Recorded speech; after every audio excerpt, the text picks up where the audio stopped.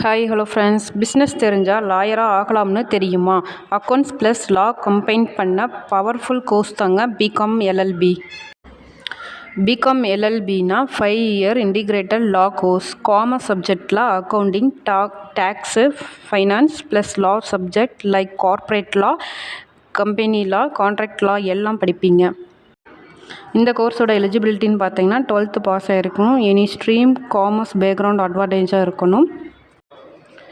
BCom LLB முடித்தா corporate lawyer, company legal advisor, tax and banking law specialist, compliance officer, judiciary and civil services. இந்த கெரியரில் நல்ல ஆப்பர்ச்சுனிட்டிஸ்லாம் இருக்குதுங்க.